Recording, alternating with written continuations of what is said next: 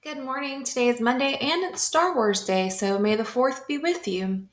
So, you've done everything right. You set the goal, drew up the plan, stuck with it for 3 solid weeks, yet the results look suspiciously like they did on day one. The voice in your head wants to switch strategies again, but the wiser part of you whispers, stay, trust the process. Now, this post is your bridge from outcome obsession to process confidence, the version of you who can move through uncertainty with consistency and calm. I will not leave you hanging and deciphering your struggles without sharing my own. So let's talk money.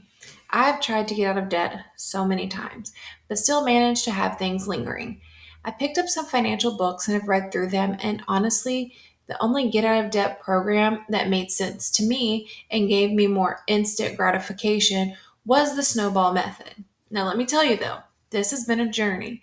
It has taken over a year to understand what comes in and goes out of my bank account, where I struggle to say no to material desires and my children, and ultimately how to really pick up momentum and stick to the plan. Is it always perfect? Nope. Yet I am recognizing the signs and trusting the process. Now, trusting the process isn't passive patience or manifesting without motion. It's a decision to align your daily rituals to a clear outcome when measure progress by the quality and consistency of those rituals, not by tomorrow's scale, bank account, or follower account. It reframes success from did I win yet to am I doing the things that leads to winning today.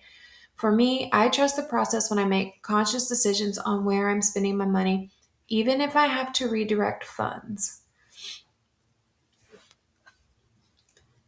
So, the reason why it's hard are there are three forces making trusting the process difficult.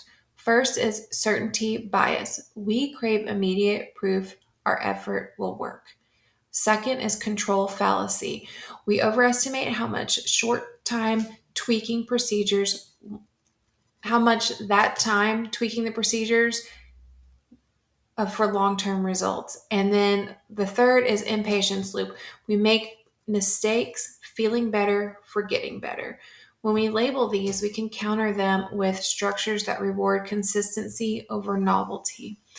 My personal derailer is certainty bias. In order to combat this, I celebrate every small financial win, whether it's thanking God or the universe for every dollar that enters my atmosphere, celebrating discounts and thanking the universe, or when paying an item off, writing thank you paid on the bill, and then treating myself to a small reward, like a coffee at a local coffee shop.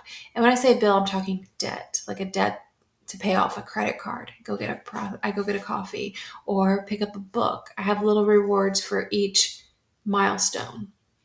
Now, here is the process framework. P, pick a path, clarity over options. Pick one strategy and commit to it for a defined season. Consistency creates momentum. Many paths work. Process trust starts when you stop auditioning 20 of them. For me, I chose the snowball method because it made the most sense and seemed the most approachable to debt management compared to the avalanche method.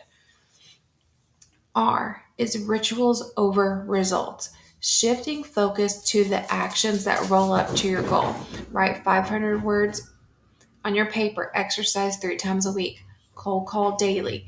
Track inputs, not headlines. If you do the inputs, outcomes will arrive on their own schedule. I review my budget every day by still handwriting every expense in my checkbook and checking off the expense as it clears. Tracking my income on a separate sheet daily and tracking any discount, which are a form of income if you think about it, daily. These steps take me 3 minutes tops and have allowed me to really focus on my incoming and outgoing money. I also have a list of debts from smallest to largest balance, and once I pay off a small debt, I take that payment and put it towards the next. That is the snowball method. So O is outsource accountability. Progress accelerates in community. A peer check-in, coach, or a simple done text can turn intention into behavior. Accountability is scaffolding, not weakness. My accountability partner is you. the reader of my blog, the listener of my vlog. I am not just someone who says you should do this and it will improve your life. I am living the advice. I also have a friend, Nancy, who I talk to daily, and we hold each other accountable. Ultimately, though, my biggest accountability partner is my husband, who celebrates the wins with me. Now, the C in process is calibrate checkpoints. Plan objective checkpoints at week 4 and week 8, where you review data and adjust. Trust isn't ignoring feedback, it's resisting the urge to pivot in week 2 for emotional reasons. Yes, I review my finances daily, but I set monthly goals on the first and always review what I've accomplished, what I learned, and what I need to do differently at the end of the month. Now, E is embrace uncertainty. Uncertainty is not failure, it's the terrain where learning happens. When your nervous system equates unknown with danger, you tend to bail early. So build tolerance with tiny exposures. Do small experiments that feel safe but stretchy. One example I can give is that I was not going to use the credit cards once I paid them off, at least not for a while. I really wanted to make a big dent in the debt, but I needed a few shirts for the summer and used my TJ Maxx credit card that was paid off.